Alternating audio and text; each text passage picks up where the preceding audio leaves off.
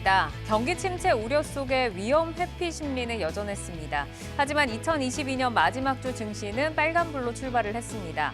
제약과 의료기기 관련주가 중국 수요 증가 기대감으로 돋보였고요. M&A 이슈로 창업과 금융 관련주들이 부각이 됐습니다. 매크로 불확실성이 여전히 큰 구간인데요. 내년 포트를 어떻게 재정비를 해야 할지 저희와 함께 확인을 해보시기를 바랍니다.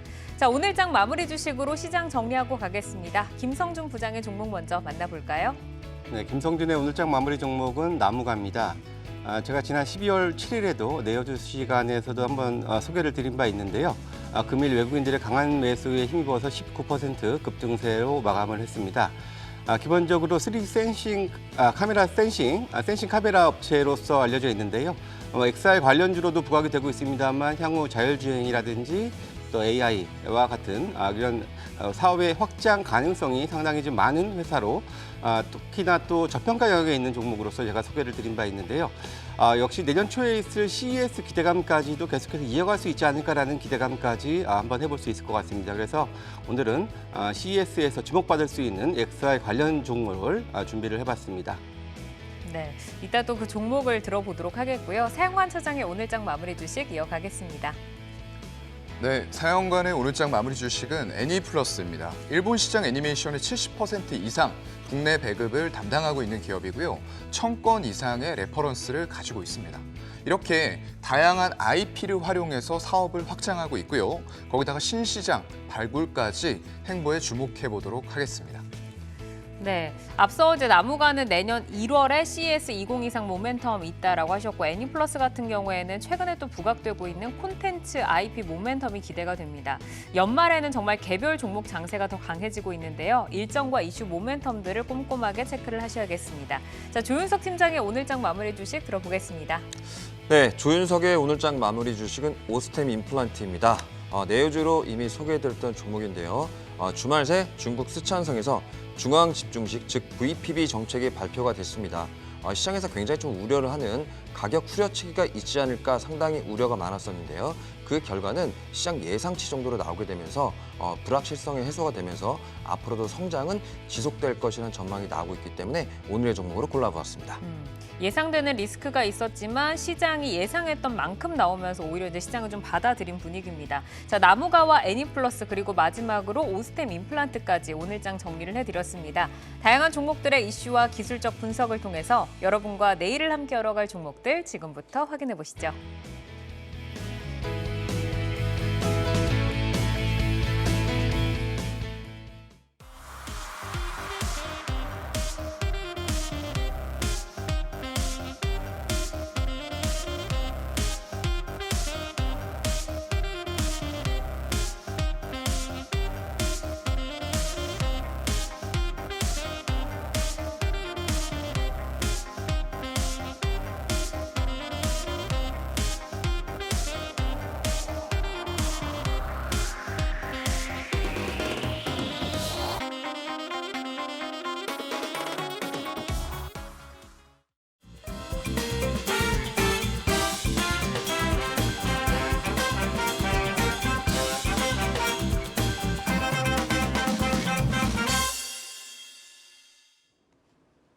연말 특집 지금부터 담아야 할 2023 유망주. 오늘은 전 세계 에너지 자립 본격화로 주목받는 신재생 에너지, 수출 훈풍으로 본격 턴어라운드가 기대되는 건설 기계주 만나보도록 하겠습니다.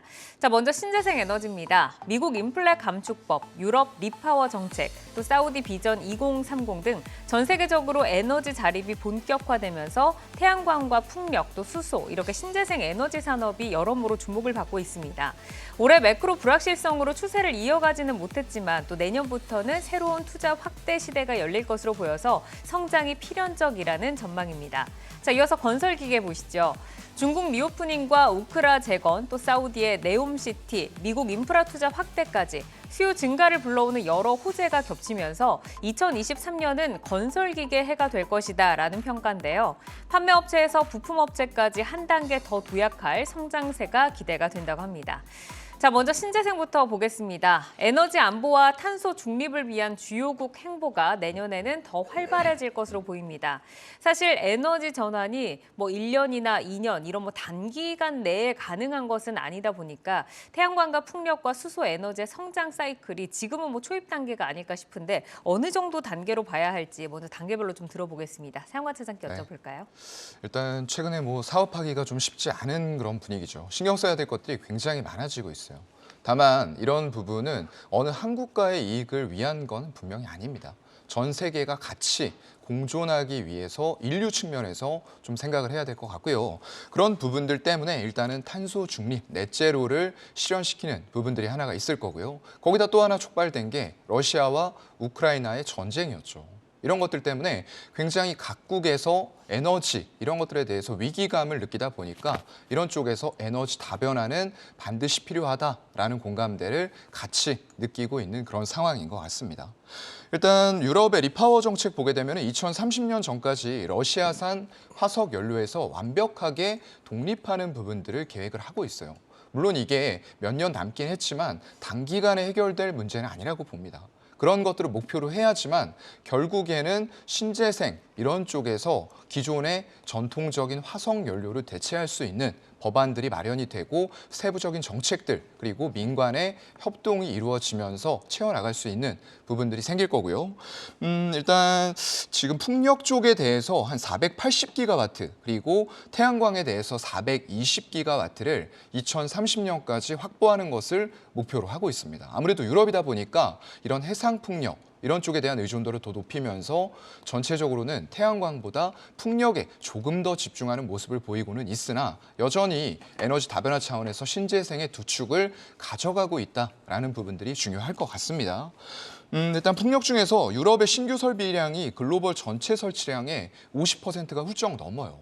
57%까지 가져가는 이런 수순들이 될 것 같고요. 그렇기 때문에 설치가 쉬웠던 올해에는 태양광이 조금 더 설치됐습니다. 하지만 점점 더 육상풍력 그리고 육상풍력보다 더욱 더 빠르게 성장할 해상풍력까지 세계 에너지원 다변화는 급속하게 추진이 되고 있다라고 이해를 하시면 될 것 같습니다.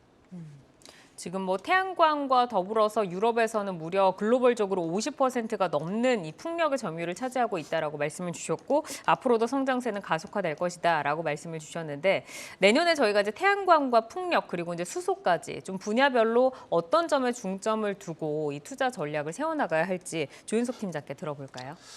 네, 신재생 에너지라 하면 굉장히 여러 부분이 있죠. 대표적으로 태양광, 풍력, 그리고 수소까지도 들 수 있을 것 같습니다. 앞서 설명해드렸듯이 풍력은 지금 유럽에서 가장 집중적으로 투자하고 있고 계획이 되어 있는 분야라고 판단하시면 될 것 같고요. 이 사이트가 전체적으로 전부 다 투자가 가열차게 일어나는 것이 아니고 계속적으로 정부의 지원금이 필요한 그런 산업이라는 것이 가장 중요한 포인트 같습니다. 특히 그리드 패러티라는 말을 굉장히 많이 들었었는데 바로 일반적으로 화석연료로 뽑아낼 수 있는 그런 전기값이랑 신재생 에너지로 이루어지는 전기값이 같아지는 수준까지는 보조금이 계속적으로 지급이 돼야지 유지될 수 있는 산업이죠. 그렇기 때문에 정부 쪽에서 투자하는 산업이다라고 큰 전제를 깔고 이해해 주시면 좋을 것 같습니다. 자, 첫 번째로는 태양광을 먼저 들 수 있을 것 같습니다. 태양광은 기본적으로 일조량이 가장 풍부한 곳에 설치가 가능한 겁니다. 그래서 대부분 태양광을 가장 먼저 시작했던 곳이 바로 미국이었었고요. 그 외에 중국의 사막 지역 같은 것을 고를 수가 있겠죠. 그래서 현재 가장 활발하게 투자가 이루어졌던 것은 바로 미국과 중국이었습니다. 그렇다면 산업의 경쟁 강도로 보게 되게 된다면 바로 중국의 경쟁력이 가장 뛰어나게 되죠. 이런 모습들을 보게 되면 국내 태양광 업체들도 중국 업체들과 계속적으로 경쟁해야 되는 모습이 나타나고 있는 상황이고 그렇기 때문에 미국에서 지금 추진하고 있는 여러 가지 보조금이라든지 중국을 배제하고 있는 이런 산업 생태계가 계속적으로 이루어진다면 이런 모습들이 계속적으로 작용할 수 있다. 즉 정부의 투자에 국내 업체들도 수혜를 받을 수 있는 단계까지 이르렀다라고 봐주시면 될 것 같습니다. 두 번째 풍력입니다. 풍력 같은 경우는 태양광보다 굉장히 무겁고 설치가 굉장히 큰 구조물이라고 보시면 될 것 같습니다. 그렇기 때문에 운반 비용이라든지 여러 가지 현지화가 굉장히 좀 중요한 산업이라고 봐주시면 될 것 같아요. 그래서 보통 저희 기자재 업체들 같은 경우도 유럽의 매출이 상당폭 수주가 되게 되면서 늘어날 것으로 판단하고 있습니다. 이렇게 말씀드렸듯이 이 풍력은 현지화 그리고 도크라는 것을 갖고 있어야 되기 때문에 그런 캐파 부분이 상당히 보장이 되어야지 향후 성장성을 가시화시킬 수 있는 가능성이 있기 때문에 이런 부분을 좀 초점을 맞추셔서 풍력 관련 기업들을 바라보셔야 될 것도 좋은 팁이라고 말씀드릴 수 있을 것 같고요. 마지막으로 수소입니다. 수소 같은 경우는 마치 2018년도, 2017년도에 전기차 시장을 보는 듯한 느낌이 드는데요. 현재 수소 같은 경우는 수소 연료 전지를 통해서 에너지를 생산하고 있는데 이 부분이 아직도 그리드 패러티는 한참 멀은 상황이죠. 그렇기 때문에 정부의 여러 가지 포텐셜이 터지게 되게 되면 이 부분들이 주식의 모멘텀으로 작용할 수 있을 것 같은데요.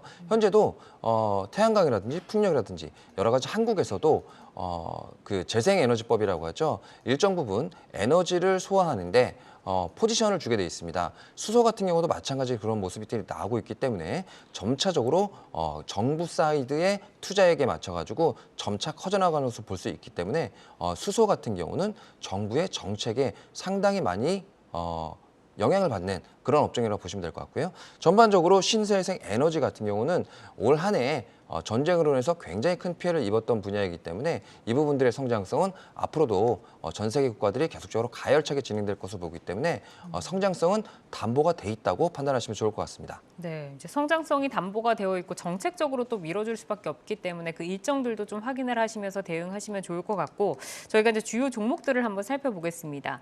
태양광 하면 대표주로 한화솔루션이 있고 풍력은 CS윈드 그리고 삼강 M&T 또 수소는 두산 퓨얼셀까지 좀 대표적으로 꼽아볼 수가 있을 것 같은데 이 기업들의 해외 경쟁력이 좀 궁금하고요. 그리고 내년에는 실적 전망이 어떻게 되는지 세영관 차장께 들어보겠습니다. 네, 일단 태양광 쪽에서는 하나솔루션 그리고 풍력 쪽에서는 CS윈드, 베어링 이런 회사들이 있죠. 근데 이제 제가 항상 말씀드리는 게 이게 지난주에도 말씀을 드렸는데 아무래도 올해 태양광이 많이 설치가 되고 내년부터는 이런 해상풍력이라던가 사우디의 네옴시티 같은 쪽들에 적용될 육상풍력 이런 것들이 좀 대두가 될 것 같아요. 그렇다 보니까 거의 하루에 한 번꼴로 풍력 얘기를 하는 것 같습니다. 그중에서도 지난주에 제가 말씀드릴 때 이제 남자는 하체다라고 말씀을 드렸는데 풍력은 하부 구조물이에요. 그만큼 튼튼하게 밑받침이 되어 있어야지만 무거운 타워와 이런 날개들 그런 것들을 달아서 크게 이제 발전을 할 수 있는 그런 구조물들을 만들 수가 있는 거거든요. 이런 기술력들을 좀 보게 되면요. 일단 발전 장치의 구조가 기초, 기둥, 터빈으로 나뉩니다. 그중에서 해상풍력의 기초 구조물의 중요성이 점점 더 대두가 되고 있는 거죠. 왜냐하면 예전과는 다르게 아직도 내년에도 육상풍력의 설치량이 전 세계적으로는 더 많을 거예요. 하지만 우리 전체 면적, 세계 면적의 70%를 차지하는 해상, 이쪽에서의 풍력이 또 대두가 되고 있어요. 그렇다 보니까 이걸 해수면 위쪽에다가 구조물을 띄우고 타워, 그다음에 윈드, 날개 같은 것들을 달아서 발전을 돌리는 형태가 점점 더 빠르게 그리고 많아질 거라는 거죠. 그런 관점에서 일단 향후에 설치된 해상풍력의 발전 장치 대부분은 14메가와트 이상의 터빈이 적용될 가능성이 상당히 높다라고 보여집니다. 그런 것들을 채택을 하기 위해서는 굉장히 하부 구조물이 튼튼하게 뒷받침이 돼줘야 된다는 거죠. 근데 이게 예전부터 우리나라가 좀 플랜트, 해외 플랜트 이런 쪽들에 강점을 가지고 있다 보니까 이런 쪽들에서 쌓아왔던 레퍼런스가 풍력의 하부 구조물까지 그대로 기술력으로 적용이 되고 있다라고 여러분들은 생각을 하시면 될 것 같고요. 해외 쪽 보게 되면은 대만 이런 쪽들이 이제 적극적이죠. 원전 쪽에서 해상 풍력으로 대체를 해나가고 있는 그런 과정인데요. 여기에서 일단 6천억 규모의 수주를 우리가 따냈고요. 거기다가 25년까지 9천억 가량의 추가 수주가 들어올 것으로 전망이 되고 있는 그런 상황입니다. 설치 목표라던가 현지화 비율 이런 것들을 봤을 때 그리고 삼강 M&T의 하부 구조물 시장 점유율까지 같이 종합적으로 고려해 봤을 때에는 2035년까지 5조 원 이상의 추가 수주가 가능할 것이다라고 보고 있고요. 대만뿐만 아니라 유럽, 아까 말씀드렸던 대로 유럽이 전 세계에서 57%의 비중을 가져간다라고 말씀드렸어요. 그만큼 더욱더 가열차게 리파워 EU 정책과 함께 이런 해상 풍력에 대한 관심도는 점점 더 높아질 수밖에 없고요. 특성상 해수면 위에 구조물을 띄워야 하는 만큼 이렇게 하부 구조물에 대한 중요성은 더욱더 대두가 될 수밖에 없는 그런 상황으로 보고 있습니다. 네. 전 세계 지형상으로 봤을 때 이제 해상 풍력의 이 성장성에 대해서 계속해서 말씀을 해주시고 있고 그 중에서 이제 하부 구조물이 해상 풍력에서는 정말 중요하다라고 말씀을 주시면서 삼강 M&T 좀 설명을 해주셨습니다. 자, 그러면 이제 두 분의 분야별 탑픽을 좀 들어보고 싶은데 조윤석 팀장부터 한번 여쭤볼까요? 네, 탑픽이기 때문에 굉장히 좀 뻔한 것 같습니다. 우선 태양광 쪽에서는 당연히 하나솔루션, 그리고 풍력 쪽에서는 CS윈드, 그리고 수소 쪽에서는 두산 피어셀을 말씀드릴 수 있을 것 같습니다. 첫 번째 하나솔루션입니다. 앞서 말씀드렸듯이 태양광 쪽은 중국과 미국에서 굉장히 투자가 좀 많이 일어났던 부분이고, 그리고 중국을 배제시킬 수 있고 중국을 이길 수 있는 경쟁력이 과연 어느 기업에 있느냐, 그 부분에 좀 초점을 맞추셔야 될 것 같은데요. 그중에 가장 대표적인 기업이 바로 하나솔루션이라는 기업이죠. 하나솔루션 같은 경우는 미국에서 증설을 결정하고 또한 세제 혜택이 강하게 지금 들어오는 상황이다 보니까 그런 증설이 추가적으로 연기될 가능성은 상당히 좀 제한적이다라는 포인트도 우선 먼저 말씀을 드리도록 하겠습니다. 그 외에 미국에서 설치되고 있는 태양광의 상당 부분 하나 큐셀을 통해서 생산이 되고 있기 때문에 이런 모듈 산업 쪽의 성장성이 보장이 돼 있는 상황이고요. 특히 모듈 같은 경우는 폴리실리콘의 원가도 아주 밀접한 관계를 갖고 있습니다.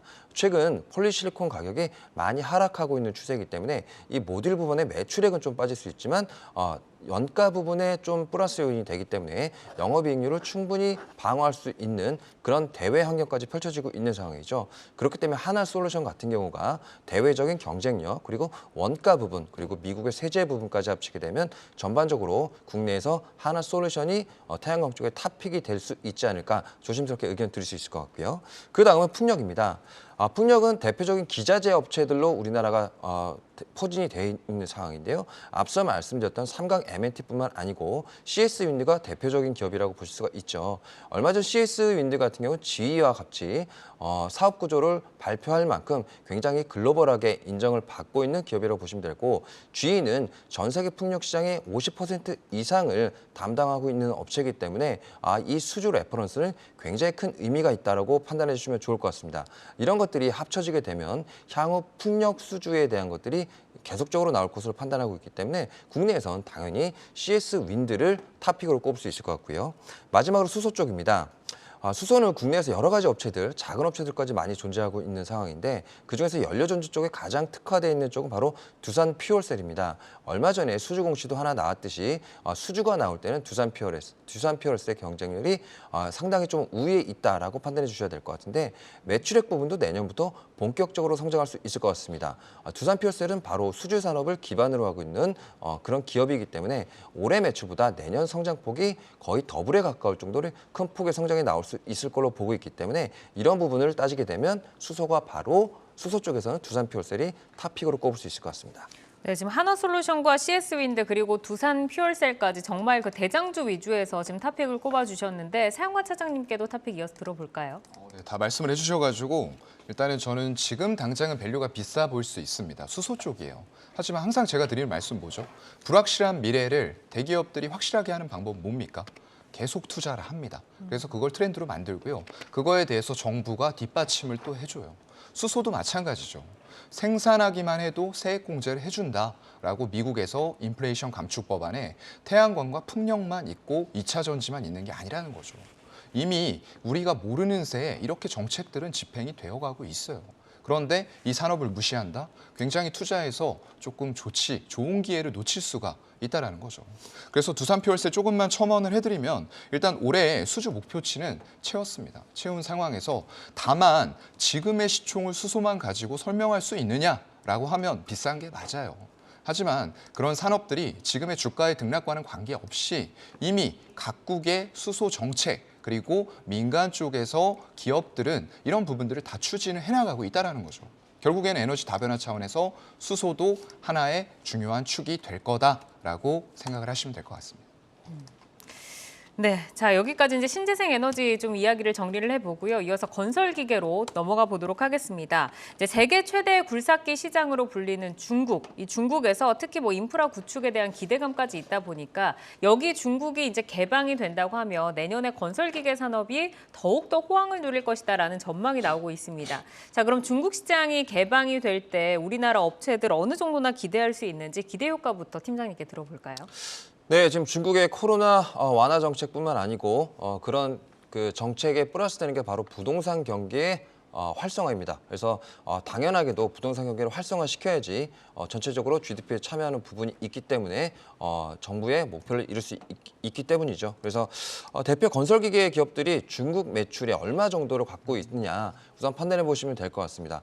예전에 대표 기업들의 중국 매출액은 몇몇 기업들은 약 40% 정도의 총 매출액 비중을 차지할 정도로 중국 포지션이 높았었죠. 하지만 이 부분이 좀 굉장히 낮아지게 되면서 매출액 부분의 다운 그리고 중국의 영향을 직접적으로 받았던 모습이 있었습니다. 그래서 향후에 이런 중국 부동산 경기가 활성화가 된다면 전체적으로 약 10% 이상 그리고 중국 매출 비중은 단기적으로도 30%에서 50% 가까이 오를 수 있는 가능성이 있기 때문에 이 부분을 좀 집중적으로 참고하시면 좋을 것 같습니다. 이제 우리나라 그 업체들이 그 중국 시장 봉쇄가 되면서 좀 어려움을 겪었었잖아요. 그런데 이제 봉쇄 기간에 중국에 대한 의존도는 낮추고 인도나 북미 시장에 또 진출을 하면서 매출처 다변화까지 좀 성공을 했습니다. 내년에 그러면은 좀 주목을 해볼 만한 수요처로는 어디가 있을지, 그리고 이 건설기기 업체들이 수출 호황세 계속해서 이어갈 수 있을까요? 네, 일단 좀 이어갈 수 있다라고 봐요. 다행히 중국 쪽에서 공백이 발생이 됐습니다. 그런데 그러한 부분들을 북미라던가 유럽 이런 쪽의 인프라 구축, 거기다 더불어서 또 뭐가 있었죠? 중동이라던가 이런 쪽들에서 어떤 자원이 굉장히 급등하는 과정에서 국부가 많이 늘어났어요. 그렇다 보니까 이제 사우디 쪽에 650조에서 700조, 네옴시티 이런 얘기들 나오고 있고요. 인도네시아라던가 여러 곳들에서 자원, 급증한 국부에 대해서 인프라 구축들을 함께 해나가고 있다는 거죠. 거기다가 가격이, 자원의 가격이 올라오다 보니까 예전에는 채굴성, 채산성, 경제성이 없었던 이런 자원들을 채굴할 수 있게 된 거예요. 그렇다 보니까 그런 것들에 대한 건설 기계 장비 수요가 많이 늘어났다라고 보이는 거고요.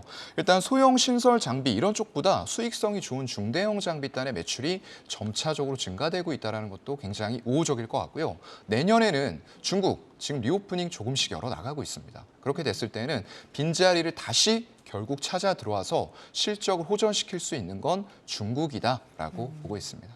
네, 어쨌든 이제 가장 큰 시장인 중국이 앞으로 좀 메워줄 거고 성장성은 이어갈 것이다라고 말씀을 주셨습니다. 올 3분기에 이제 턴어라운드에 성공을 하면서 시장에서 좀 관심을 좀 받았는데 주요 기업들의 내년 이익 성장세 어느 정도 레벨업을 좀 기대를 해봐도 좋을지 팀장님께 들어볼까요? 네, 한국에서 가장 대표적인 건설기계는 바로 현대건설기계 그리고 현대두산인프라코어를 들 수 있을 것 같습니다. 우선 현대건설기계를 보시게 되면 올해 약 3.5조 정도의 매출액이 예상이 되고 내년에는 약 3.8조 정도, 약 10% 정도의 매출액 증대가 나올 것으로 시장은 예상을 하고 있는데요. 지금 현재 부분을 보게 되면 바로 중국 매출 비중이 전체 매출액 대비 약 6% 정도밖에 하지 않는 것이 향후 매출 성장의 드라이버가 될 수 있다는 기본 원동력이 될 수 있을 것 같습니다. 그렇기 때문에 예전에 평균적으로 현대건설기계 같은 경우가 약 20% 정도 수준의 중국 매출 비중을 갖고 있었기 때문에 이 부분만 해도 내년 성장 예상폭은 충분히 달성 가능할 것이다라고 직관적으로 알 수가 있는 것이죠. 자, 그럼 현대두산인프라코어도 보게 되면 올해 약 4.6조 정도 매출액에 내년은 4.9조 정도 매출액이 예상이 되고 있습니다. 전체적으로 약 10% 가까운 매출액 증대가 예상이 되고 있는 상황인데요. 두산인프라코어 같은 경우도 중국 매출 비중이 현재 10% 초반에 위치하고 있는 상황입니다. 예전에 가장 핫했던 수준이 약 40% 정도까지 매출 비중이 있었던 바 현대두산인프라코어의 경쟁력이 훼손되지 않았다면 적어도 30% 정도까지는 매출액 비중이 올라갈 것으로 보고 있기 때문에 이런 매출액 증가 예상도 상당히 합리적이라고 판단하시면 좋을 것 같습니다. 그래서 전체적으로 보시게 되면 중국 매출 비중이 내년에는 당연히 올라갈 것이기 때문에 건설기계 쪽의 모멘텀은 충분히 실적으로 증명이 될 가능성이 높다라고 보시면 될 것 같고요. 그 외에도 작은 종목들이 있죠. 진성 TC라든지 DY 파워라든지 이런 여러 가지 건설기계 업종에 부품을 제공하는 업체들도 실적 성장폭은 계속 유지될 것으로 판단하시면 좋을 것 같습니다. 그러니까 실적 성장도 이어갈 것이고 지금 주가를 보면 현대건설기계와 현대두산인프라코어를 말씀을 주셨는데 하반기 들어서 이제 워낙 시장에서 좀 부각이 되다 보니까 거의 뭐 2배, 뭐 1.8배 뭐 이 정도로 지금 올라왔거든요. 탑픽을 한번 지금 들어보도록 하겠습니다. 이 시점에서 저희가 주목할 수 있는 업체 사용관 차장께 먼저 들어볼까요? 네, 저는 현대건설기계를 좀 탑픽으로 가져왔고요. 일단 건설기계 업종의 전체 밸류를 봤을 때 PER 기준으로 올해 예상 실적에 대해서 한 6배에서 10배 정도의 포진이 돼 있는 것 같아요. 그렇기 때문에 절대적으로 그간 해왔었던 부분들에 대비했을 때는 절대적인 저평가는 아니다라고는 말할 수 있을 것 같아요. 그런데 이게 그렇다고 비싸느냐라고 하면 그것도 아닙니다. 왜냐하면 그만큼 실적이 폭증을 했고 아까 말씀드렸던 대로 유럽이라던가 이런 북미 쪽에서 인프라 수요가 일어났었고요. 거기다가 중동이라던가 사우디, 인도네시아 이런 쪽들, 이머징 국가라고 불렸던 쪽들에서 또한 이런 수요들이 원자재 가격의 급등으로 같이 일어났던 거죠. 거기다가 올해는 중국이 주춤했지만 결국 리오프닝으로 이것도 또한 시간이 지나면 해결되리라라고 봤을 때 중국의 수요가 같이 붙는다라고 했을 때는 굉장히 큰 효과가 날 수가 있는 그런 상황이라고 보이고요. 그래서 현대건설기 같은 경우에는 상반기에는 사실상 영업이익의 감익이 조금 있었어요. 하지만 3분기부터는 영업이익이 전년 동기 대비해서 증가되는 폭이 다시 나타나고 있습니다. 그래서 주가가 잠깐 주춤했는데 이게 다시 한번 위쪽으로 뚫고 올라갈 만한 환경들이 만들어졌다라고 보이고요. 판가 인상과 뭐 제품 믹스, 환율 효과 개선 이런 것들이 종합적으로 실적에 작용을 할 수 있는 그런 시점이다라고 보여집니다. 그러니까 실적이 더 늘어날 수 있다. 현대건설기계 탑픽으로 꼽아주셨습니다. 자, 그러면은 조윤석 팀장께서는 어떤 종목 좀 눈여겨보세요?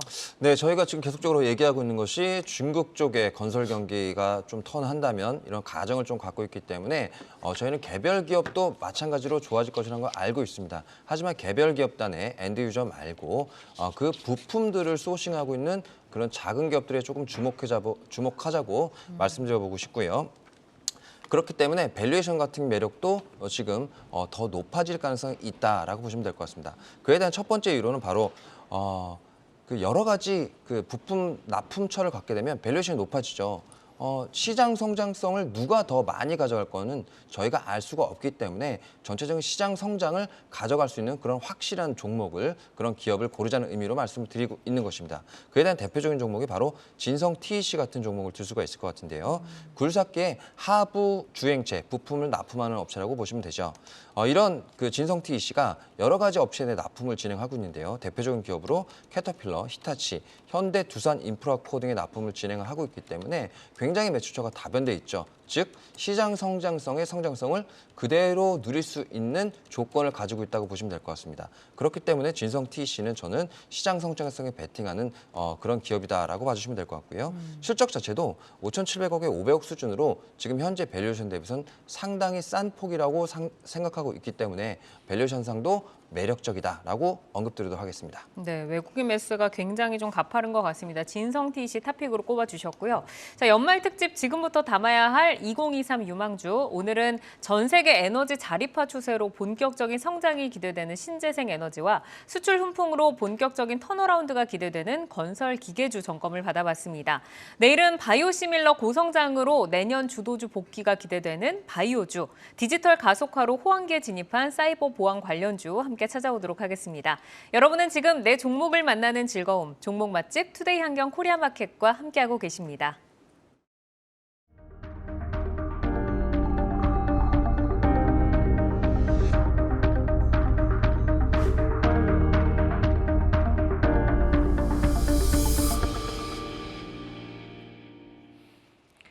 주식창 조회수를 통해 투자자분들의 관심 종목 만나보는 조회수 업앤다운 시간입니다. 오늘 올라온 종목들 보겠습니다.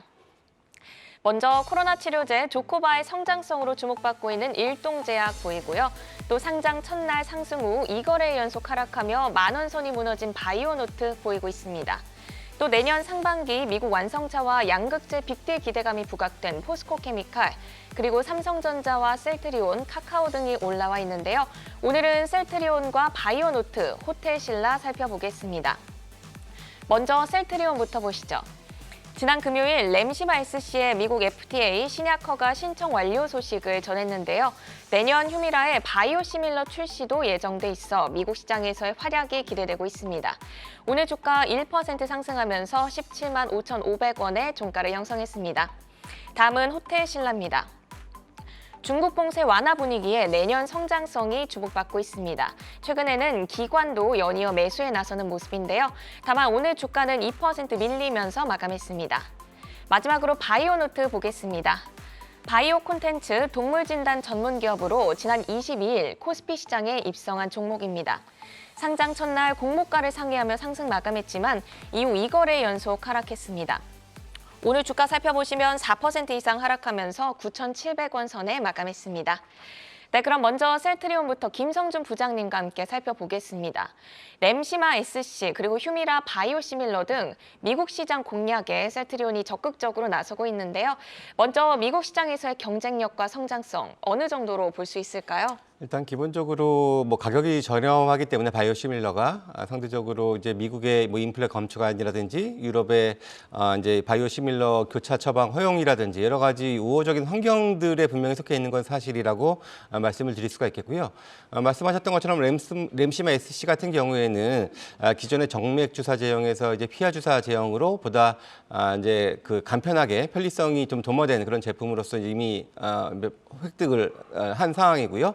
거기에다가 추가적으로 내년도 미국에서 특허가 만료된 휴미라의 바이오시밀러, 유플라이마 그리고 아바스틴의 바이오시밀러, 베그젤마도 출시할 예정에 있습니다. 그래서 올해보다 내년에는 그래도 이익이라든지 뭐 신제품 출시라든지 좀 안정적인 모습을 기대할 수가 있을 거라고 보여지는데요.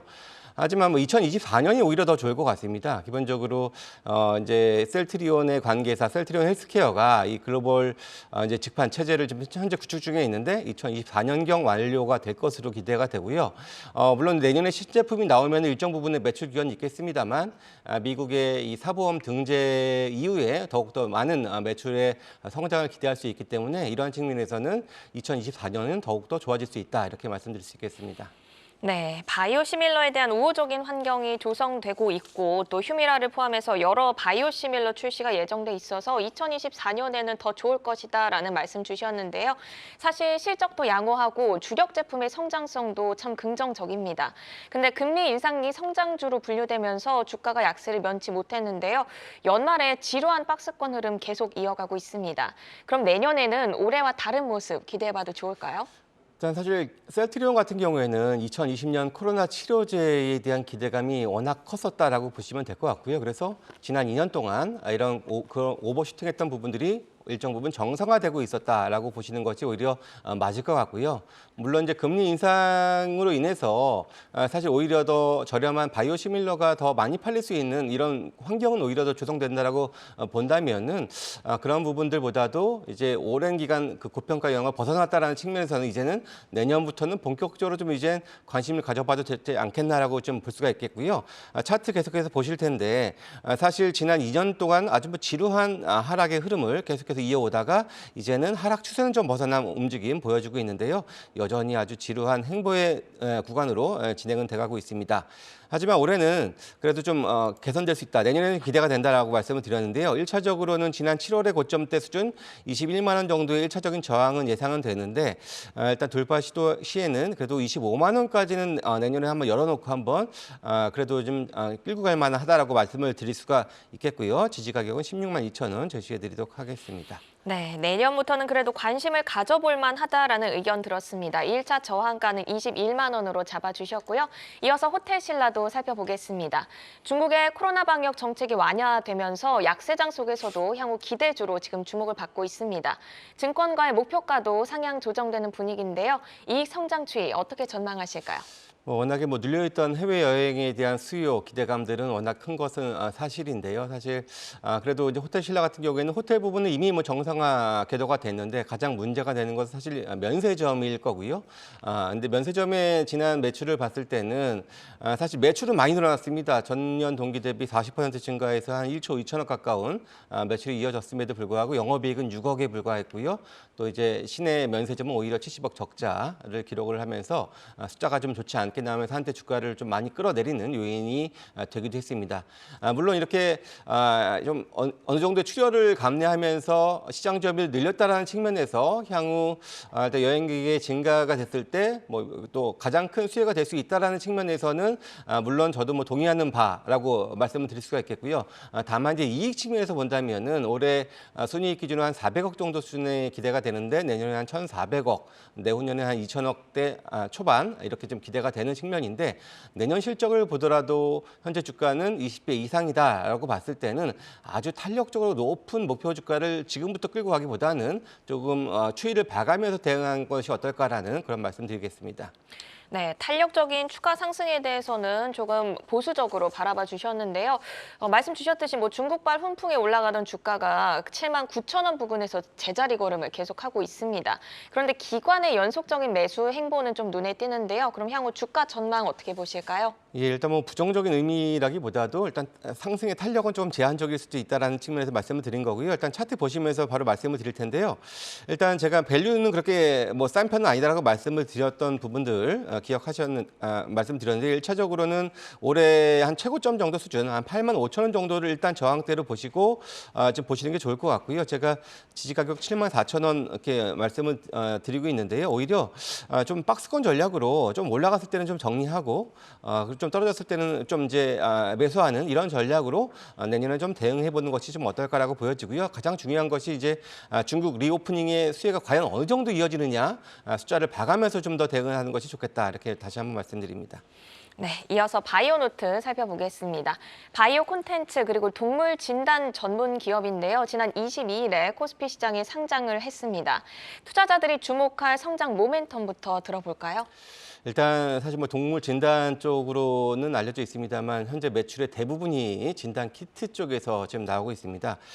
코로나 진단 키트 반제품을 관계사 ST 바이오 센서에 납품을 하는 회사고요. 영업이익률은 상당히 높습니다. 높은 상황이라고 좀 볼 수 있습니다만 과거보다는 좀 떨어지고 있는 추세고 지난 분기는 67%대의 영업이익률을 기록을 하면서 물론 숫자는 아주 높은 편이라고 할 수가 있겠는데요. 좀 관건은 이제 진단 키트 의존도가 아직은 너무 높다라는 부분들이고 물론 이제 동물용 이런 그런 시장에 있어서도 계속해서 좀 이제 글로벌 1위하는 품목들도 분명히 존재를 하고 있고 올해 연간으로 한 200억에서 한 250억 정도의 매출 기여도 기대가 되는데 전체 매출에 있어서 이 동물 쪽 관련된 매출은 이제 10% 초반에 불과하기 때문에 이런 것들을 좀 탈피해야 된다라는 부분. 일단 이번에 상장을 통해서 확보된 이런 자금을 가지고 M&A를 통해서 글로벌 탑3의 동물 그런 의학 관련된 그런 업체로 이제 거듭날 거라고 지금 언급은 하고 있는데요. 이런 것들이 좀 어떻게 좀 가시화되는지 여부도 우리가 좀 주목해서 봐야 될 포인트라고 할 수가 있겠습니다. 네, 영업이익률 절대적인 수치는 좋지만 살짝은 줄어드는 흐름이고 또 진단키트의 의존도가 높은 점 체크를 좀 해주셨습니다. 또 고평가 논란으로 공모가를 반토막인 9천 원으로 대폭 낮췄거든요. 그 덕에 상장 첫날은 공모가를 웃돌면서 시총 1조 클럽을 달성을 했습니다. 이후 이틀 연속 주가는 빠지고 있는데 새내기주로 저희가 수급상 경계할 점은 없을지 또 성장성 대비했을 때 어느 정도의 밸류에이션 적당하다고 보실까요? 일단 기본적으로 국내에 상장돼 있는 이제 뭐 시젠이라든지 관계사 뭐 ST 바이오 센서 대부분 퍼가 한 3배 정도 수준에서 3배 초반 정도 수준을 좀 유지를 하고 있는 상황이거든요. 실적은 버는 돈은 많지만 그렇게 평가를 많이 주지 못하는 그런 상황인데 사실 바이오노트 같은 경우에도 이 코로나 구간에 실적이 막 좋을 때 상장을 하지 않으면 상장하기가 좀 계속해서 미뤄질 수밖에 없는 부분들이었기 때문에 좀 서둘러서 좀 공모가를 많이 낮춰서 상장을 했다라고 좀 보여지는 측면들이 있고요. 뭐 그런 것들을 좀 감안해서는 현재로서는 진단키트 종목들과 같은 유사한 흐름을 보일 가능성이 있을 것 같고요. 그리고 특히나 또 3개월 보호에서 물량 풀리는 게 상당히 좀 많이 있습니다. 전체 상장주 19% 정도 되기 때문에 그런 점들도 유념하셔서 대응하셔야 될 거라고 보여집니다. 네, 일단 3개월 보호 예수 물량 3월 22일에 나오는 거죠. 그 부분 물량 꼭 체크해 보시면서 대응해 나가셔야겠습니다. 이렇게 조회수 업앤다운은 셀트리온과 호텔신라, 바이오노트 점검을 해봤는데요. 올해보다는 내년 성장성이 주목되는 종목들로 긴 호흡 가지고 남은 연말 매매 시점 잘 잡아나시기 바랍니다. 종목 조회하고 궁금증도 풀고 조회수 업앤다운은 주식창을 통해 확인하실 수 있습니다.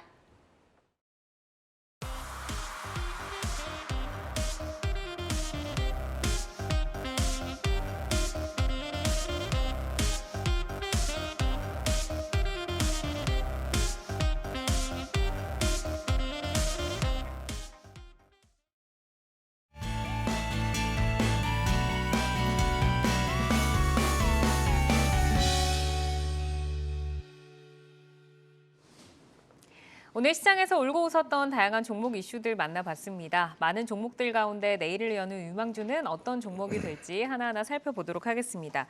자, 조윤석 팀장이 가지고 오신 종목 먼저 여쭤볼 텐데 오늘 이렌텍을 가지고 오셨어요. 올해 제품 포트폴리오 다변화로 인해서 시장에서 꾸준히 관심을 받았는데 전자담배와 휴대폰 관련 사업이 조금 둔화할 만한 그런 좀 리스크에 대한 우려로 좀 주가가 그렇게 탄력적으로 작용을 하지는 못했습니다. 성장 모멘텀부터 한번 설명을 들어볼까요? 네, 말씀해 주셨듯이 지금 사업 구조상 성장 동력만 굉장히 좀 주목을 받다가 기본 사업, 즉 핸드폰 사업의 노출이 조금 안 좋다 보니까 지금 주가가 좀 많이 빠졌다라고 보시면 될 것 같습니다. 대표적으로 핸드폰의 충전기 사출 산업을 제1 산업으로 보시면 될 것 같고요. 제2 산업이 바로 전자담배 쪽이죠. KTNG의 매출이 나가고 있는데 이런 매출폭은 상당히 꾸준히 유지하고 있을 걸로 보고 있기 때문에 캐시카우로 생각해 주시면 될 것 같습니다. 그 외에 내년부터 성장 동력으로 나올 수가 있는 부분이 바로 신재생 에너지 쪽과 관련이 있다고 보시면 될 것 같고요. 바로 첫 번째가 미국의 ESS 매출이 늘어날 것이라고 보시면 될 것 같습니다. 특히 ESS 매출은 내년 1월 달에 입찰이 시작이기 때문에 이 입찰이 시작이 돼서 등록이 되게 되면 바로 매출액이 확정되는 그런 구조를 갖고 있어서 향후 모멘텀을 좀 기대해 볼 수가 있을 것 같고요. 올해 매출은 약 300억 정도인데 내년에 약 1000억 이상까지도 바라볼 수 있는 매출액 증가 폭이다. 즉 전체 매출액의 10% 정도까지 매출액이 올라올 가능성이 있기 때문에 턴어라운드 주로 지금 소개를 해드리려고 합니다. 그 외에도 인도 쪽에 혼다양이죠. 바로 모빌리티 사업이 계속적으로 성장하고 있는데 이쪽 부분도 이미 증설을 마친 상태로 내년부터는 가파른 성장세가 나올 것으로 보고 있습니다. 그렇기 때문에 현재 부근은 굉장히 좀 바닥 수준의 주가다라고 판단하고 있고요. 턴어라운드주 개념으로 지금 보시면 좋을 것 같고 아마 어두운 터널이 바로 핸드폰 쪽에서 지나게 되게 되면 이런 성장 동력들이 충분히 시장에서 주목을 받을 것이라고 생각하고 있기 때문에 미리 선제적으로 한번 봐보자는 의미로 이렌텍을 가져와 봤고요. 밸류에이션은 현재 PER 5 정도로 상당히 매력 있는 밸류에이션이라고 볼 수 있을 것 같습니다. 자, 주가 차트를 보시게 되면요. 자, 지금 최저점이 1,650원 정도 수준에서 반등이 나왔다가 다시 한번 빠지는 모습을 보였었죠. 그러다 보니까 이 바닥에 대한 부분이 상당히 견고하다. 즉 이중 바닥을 지금 만들어내는 모습이 보이고 있고요. 거래량도 이틀 전에 급증을 하게 되면서 고정된 물량, 즉 썩은 물량들을 걷어내는 모습을 보이고 있습니다. 즉 턴어라운드 할 수 있고 주가 차트로서 전형적으로 위로 올라갈 수 있는 바닥 다지기라고 보시면 될 것 같습니다. 그래서 현재 11,450원 정도인데 시장 자체가 굉장히 좀 물량 부담이 요즘에 있는 내일까지죠. 그래서 내일까지를 보게 되면 약 11,000원 근처는 매수가 좀 가능한 포인트지 않을까 생각하고 있고요. 지금 현재 그 부분을 뚫게 되면 아마도 직전 고점이죠. 바로 턴어라운드 직전까지는 13,000원 정도까지는 충분히 가능할 수 있기 때문에 1차 목표가를 우선 13,000원을 잡고 대응해 보시고요. 그리고 손절가는 기계적으로 10,000원 정도 말씀드리도록 하겠습니다. 네, 우선은 한 20% 정도의 이제 좀 상승에 대한 여력을 말씀을 주셨고 그 전에 있었던 핸드폰과 전자담배 쪽이 아니라 ESS나 또 모빌리티 배터리팩 쪽으로 내년부터는 성장이 좀 가속화될 것이다라고 말씀을 주셨습니다. 자, 이어서 사용관 사장님께서 가지고 오신 종목을 만나보도록 하죠. 지누스를 가지고 오셨어요. 아마존 침대, 현대백화점 투자로 굉장히 좀 유명했었던 그 종목인데 이제는 좀 우려할 만한 요소들이 훼손이 됐고 이제 갈 때가 됐다라고 생각을 하신 거죠? 네, 일단 기술적으로 조금 괜찮은 흐름들이 나오고 있어서 좀 가지고 와봤고요. 그래도 확인해야 될 부분들은 분명히 좀 많이 있을 것 같습니다. 하나씩 말씀을 드려보면 일단 온라인 판매에 주력하는 글로벌 매트리스와 가구를 생산하는 그런 기업이에요. 지금 생산부터 판매까지 전 영역의 글로벌 수직 계열화를 구축을 하면서 온라인 판매 쪽에서 굉장히 일가견이 있다라는 평가를 받고 있는 것 같습니다. 120만 건에 달하는 소비자 의견을 지금 R&D 쪽으로 반영하면서 굉장히 빠르게 제품의 퀄리티 개선에 반영을 즉각 해나가는 모습들이 소비자의 선택을 받고 있는 주요한 요인이다라고 좀 생각이 되는 거고요. 일단 지금 418개국의 국내외 특허를 보유를 하고 있어요. 그렇다 보니까 제품 경쟁력에 있어서도 굉장히 가성비뿐만 아니라 제품의 경쟁력, 기술 경쟁력 이런 부분들도 좀 주요하게 작용을 하고 있는 것 같습니다. 광고 나오는 거 보면은 침대는 과학이다라고 얘기를 하잖아요. 맞는 것 같아요. 그만큼 굉장히 오랜 시간, 거의 하루에 3분의 1 정도를 수면에 할애하고 있기 때문에 좀 중요한 게 기술적인 요소로 포함이 될 수밖에 없다라고 생각을 하고요. 거의 모든 제품을 해외 공장 쪽에서 자체 생산을 하고 있어요. 그렇다 보니까 중국, 인도네시아, 북미 이런 쪽들의 자체 생산 시설을 보유하고 있는 이런 부분들도 유통망에 있어서 굉장히 강점을 가질 수 있는 그런 요인이라고 보고요. 지금 2022년에 말레이시아, 칠레 판매 법인을 추가를 했습니다. 굉장히 사업을 확장해 나가는 데 있어서 온라인 기반으로 유통 거점을 몇 개 확보한 상태에서 용이하게 확대해 나가기가 좀 쉽다라는 부분들도 이 기업의 강점이 될 것 같습니다. 현대백화점에서 지금 이 기업의 지분을 37% 보유를 하고 있는 일대 주주예요.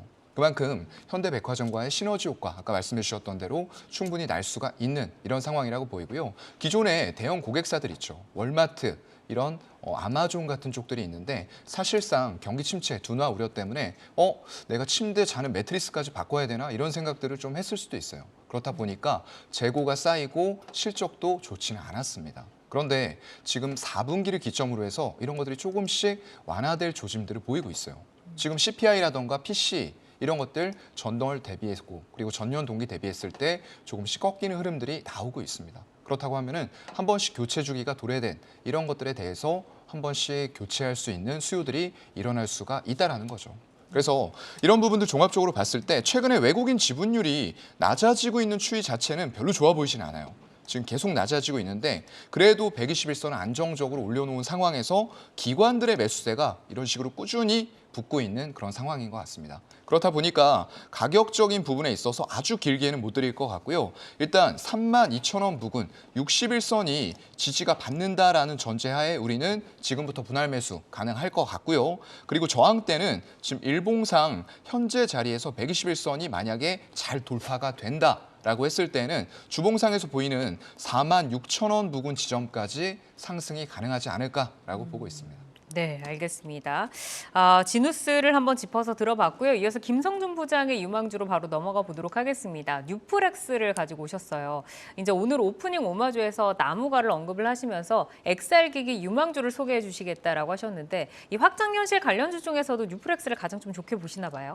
일단 기본적으로 사실 뉴플렉스가 그 이제 카메라 모듈형 FP12를 중국의 써니옵티컬에 납품을 하고요. 그러면 이제 그 회사는 이제 메타 자회사 오큘러스에 매출을 하는 이런 식으로 진행이 되면서 국내에서 현재까지는 실질적으로 유일한 XR 기기로 현재 납품 중에 있는 회사가 바로 뉴플렉스라고 보시면 될 것 같습니다.